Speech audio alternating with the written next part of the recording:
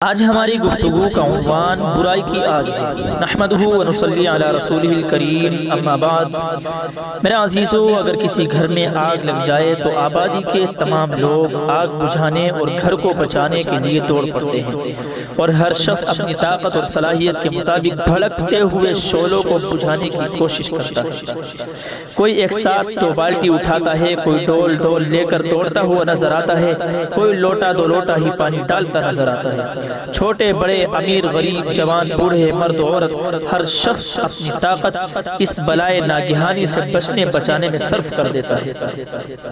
کیونکہ اگر آگ پھیلی تو صرف اسی گھر کا نقصان نہیں ہوگا جس گھر میں آگ لگی ہو، بلکہ یکے بعد دیگرے سارے گھر جلیں گے اور پوری بستی خاکستر ہو کر رہ جائے گی۔ آگ نہ امیر کا خیال کرتی ہے، نہ غریب پر رحم کھاتی ہے، نہ طاقت اور حکومت والوں سے ڈرتی ہے، نہ بے قصور رعایا اور کمزوروں پر اسے ترس آتا ہے۔ ایک بلائے بے دھرما ہے جو زد میں آتا ہے اسے جلا کر راکھ کر دیتی ہے۔ میرے بھائیو، اگر دریا پانی سے لبریز ہو اور پشتہ ٹوٹنے کا خطرہ ہو تو سارے لوگ اکٹھا ہو جاتے ہیں اور ہر شخص اپنی طاقت بھر پشتے کو مضبوط کرنے اور پانی کو تھامنے کی تدبیر کرتا ہے، کیونکہ پانی بھی آگ ہی کی طرح بے رحم حص واقع ہوا ہے، کسی کو خاطر میں نہیں لاتا۔ خوش رنگ پھلواریاں ہوں، ہرے بھرے کھیت ہوں، بارونق آبادیاں ہوں، آبادی میں معصوم بچے رہتے ہیں، بے زبان جانور ہوں، بیمار اور بستر مرگ پر پڑے ہوئے لوگ ہوں، اس کی تلاطم خیز موجیں کودتی پھاندتی دوڑتی بھاگتی ہر شے کو غرقاب اور تہ آب کرتی پہنچ جاتی۔ اسی لیے آگ لگ جائے اور سیلاب آ جائے تو ایک دوسرے سے برسر پیکار دشمن بھی اپنی عداوتوں کو فراموش کر کے اس مصیبت کا سدباب کرنے کے لیے یکجٹ ہو جاتے ہیں، متحد ہو جاتے ہیں۔ میرے عزیزو، یہ آگ اور پانی کی مصیبتیں وہ ہیں جو ہمیں مادی نقصان پہنچاتی ہیں، جن کی وجہ سے ہمارے در و دیوار ویرانوں میں تبدیل ہو جاتے ہیں، لیکن ایک اور آگ ہے جس کا نقصان اس نقصان سے بھی بڑھ کر ہے، اور ایک سیلاب ہے جس کی تباہ کاریاں اس سیلاب سے کہیں زیادہ ہے، وہ ہے برائی اور بے حیائی کی آگ، جو انسانی آبادی میں جنگل کی طرح جنگلی آگ کی طرح جو انسانی آبادی میں جنگل کی آگ کی طرح پھیلتی جا رہی ہے، اور وہ ہے منکرات اور فواحش کا سیلاب جس کی زد سے کوئی پکا اور کچا مکان محفوظ نہیں ہے۔ لیکن عجیب بات ہے کہ اس آگ اور سیلاب کو بجھانے اور تھامنے کی ہمارے اندر کوئی فکر نظر نہیں آ رہی۔ یہ آگ گھر گھر کو سلگا رہی ہے اور یہ سیلاب اخلاق و کردار کی عمارتوں کو زمین بوس کرتا جا رہا ہے، لیکن نہ اس پر بے چین ہونے والے دل ہیں، نہ اس پر رونے والی آنکھیں ہیں، نہ اس کے لیے جنبش میں آنے والے ہاتھ پاؤں ہیں، نہ معاشرے کے بزرگوں کو اس کی فکر ہے، نہ نوجوانوں میں اس کے مقابلے کا عزم ہے۔ برائی کی طرف میلان انسانی فطرت میں موجود ہے، اس کا مقابلہ اس کے بغیر نہیں کیا جا سکتا کہ جس قوت سے برائی پھیل رہی ہے اسی قوت سے بلکہ اس سے بڑھ کر، اس سے کہیں بڑھ چڑھ کر اس برائی کو دور کرنے کی تدبیر کی جائے، اور اسی تدبیر کا نام قرآن مجید کی زبان میں نہی عن المنکر ہے۔ نہی عن المنکر ہے۔ قرآن کہتا ہے کہ امت محمدیہ کا ایک بنیادی مقصد نہی عن المنکر ہے، اور اسی فریضے کی وجہ سے اس کو اقوام عالم نے خیر امت یعنی بہترین انسانی گروہ کا لقب دیا گیا ہے۔ مسلمانوں کے بارے میں ارشاد فرمایا گیا کہ وہ ایک دوسرے کے دوست ہیں، اور اس دوستی کا حق یوں ادا کرتے ہیں کہ ایک دوسرے کو بھلائی کی دعوت دیتے ہیں اور برائی سے روکتے ہیں۔ برائی سے روکنے والوں کو صالحین میں شمار کیا گیا ہے، اور ارشاد ہوا کہ کم سے کم ایک ایسا گروہ ہمیشہ ضرور رہنا چاہیے جو خیر کی طرف دعوت دیتا ہو، بھلائی کا حکم دیتا ہو، برائی سے روکتا ہو۔ یہی لوگ دراصل کامیاب لوگ ہیں۔ میرے عزیزو، قرآن کریم کی اس تعبیر پر بھی غور کیجیے کہ بھلائی کو معروف اور برائی کو منکر سے تعبیر کیا گیا ہے۔ معروف کے اصل معنی ایسی بات کے ہیں جو لوگوں میں مروج اور مشہور ہو اور جس کا چلن قائم ہو گیا ہو، اس کے مقابلے میں منکر کا لفظ ہے، یعنی ایسی بات جو ان پہچانی اور نامانوس ہو، گاہے گاہے پیش آ جاتی ہو۔ اس میں اس حقیقت کی طرف اشارہ ہے کہ معاشرے میں نیکیوں کا عام چلن ہونا چاہیے، وہ معاشرے کا مروج اور مشہور عمل ہو، اور برائی کو معاشرے میں اتنا کم ہونا چاہیے کہ وہ لوگوں کے لیے اچوبے کا باعث ہو۔ خلاف معمول کبھی یہ بات پیش آ جاتی ہے۔ اس تعبیر سے نہی عن منکر کی اہمیت کا اندازہ ہوتا ہے۔ رسول اکرم صلی اللہ علیہ وسلم نے اس کی بڑی تاکید فرمائی اور فرمایا کہ تم میں سے کوئی شخص جب برائی کو دیکھے تو اسے ہاتھ سے روکنے کی کوشش کرے، اگر اس کی طاقت نہ ہو تو زبان سے روکے، اگر اس کی بھی طاقت نہ ہو تو دل سے، اور یہ ایمان کا کم سے کم درجہ ہے۔ دل سے روکنے کا مطلب یہ دو ہو سکتے ہیں، ایک یہ کہ دل سے اس پر کراہت محسوس کرے، یعنی دل کے اندر اس برائی کو محسوس کرے، اور دوسرے یہ کہ دل میں اس بات کا عزم رکھے کہ جب اسے قدرت حاصل ہوگی، جب اسے طاقت میسر ہوگی، وہ اس برائی کو روکنے کی کوشش کرے گا۔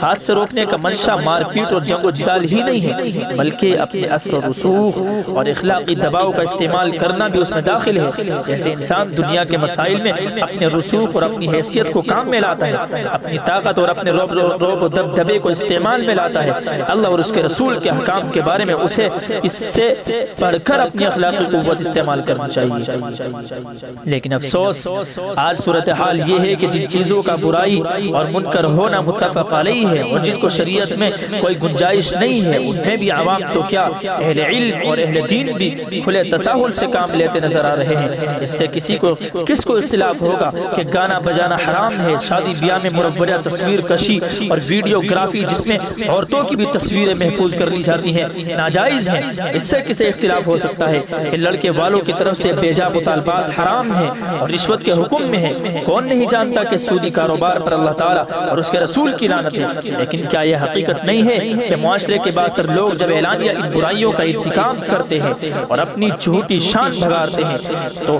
نہ صرف یہ کہ ہماری زبانیں گنگی ہو جاتی ہیں، نہ یہ کہ صرف ہماری زبانوں میں آبلے پڑ جاتے ہیں، نہ یہ کہ صرف ہمارے ہونٹ سل دیے جاتے ہیں، بلکہ ہم خود ان تقریبات میں شریک ہو کر رونق محفل میں اضافہ کرتے ہیں۔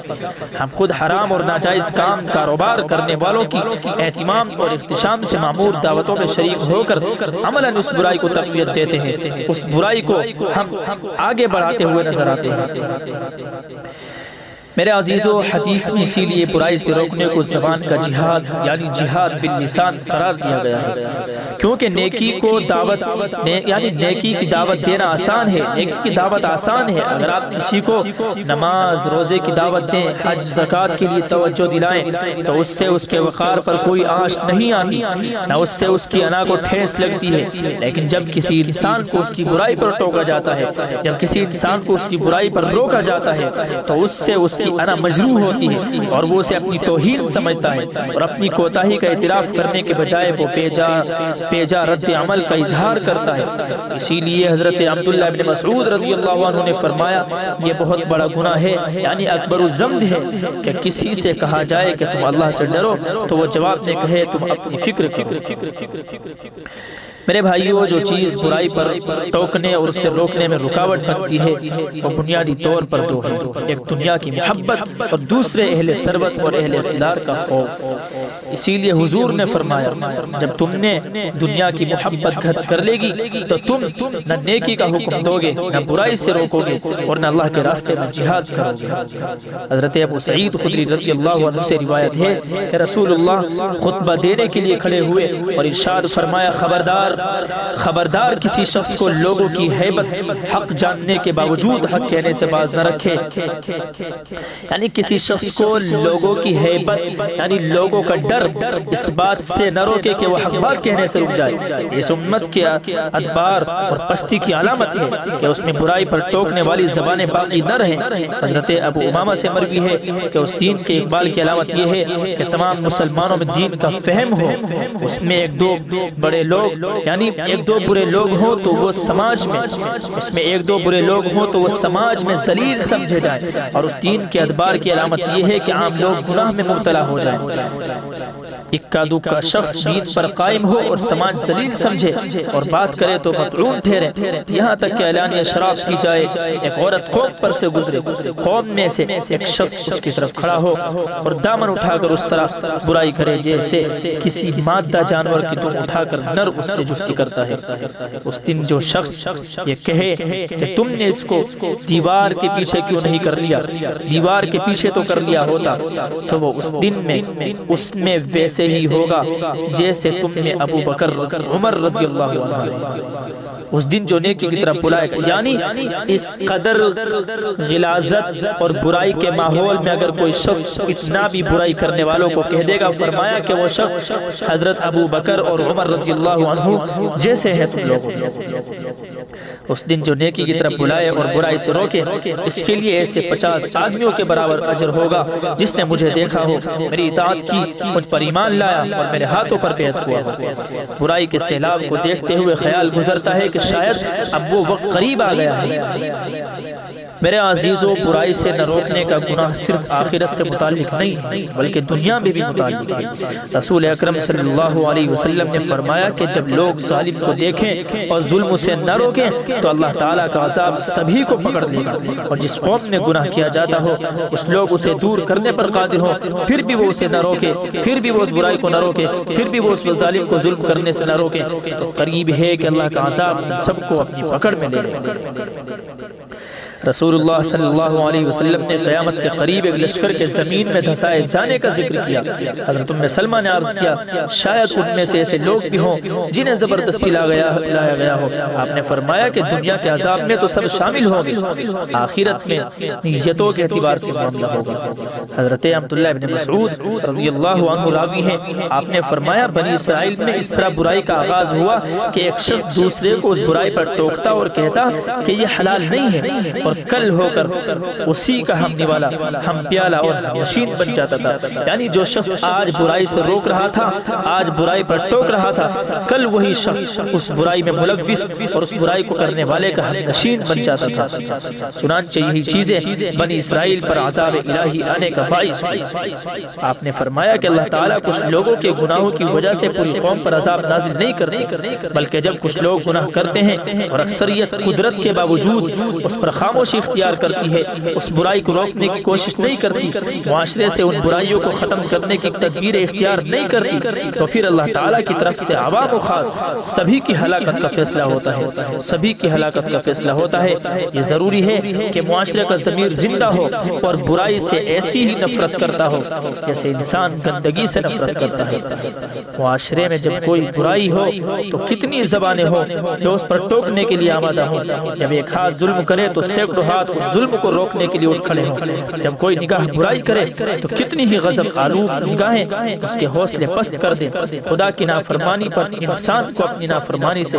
زیادہ پیش آئے۔ اپنے بھائی پر جب کوئی ظلم ہوتا ہوا دیکھے تو اسے محسوس ہو کہ یہ ظلم خاص اس پر ہو رہا ہے۔ جب وہ کسی آبرو کو لٹتے ہوئے دیکھے تو اسے خیال ہو کہ یہ عزت و آبرو کی مقتول عورت اس کی بہن یا بیٹی ہے۔ برائیوں کے بارے میں جب تک ضمیر زندہ ہو، حدود اللہ کی اہمیت انسان کے ذہن میں نہ ہو اور خدا کے خوف سے ہمارے سینے معمور نہ ہو، اس وقت تک برائیوں کے اس سیلاب کو تھامنا، بے حیائی کی اس آگ کو بجھانا اور بد اخلاقی کی اس تیز آندھی کو روکنا ممکن نہ ہوگا۔ دعا کریں اللہ تعالیٰ مجھے اور آپ کو تمام بیماریوں سے، اس طرح کی بیماری والی آگ سے، اس برائی کی بیماری سے اور اس برائی کی آگ سے اللہ تعالیٰ ہم سب کو محفوظ رکھے اور نہیں عن المنکر کرنے کی ہمیں سب کو توفیق عطا فرمائے۔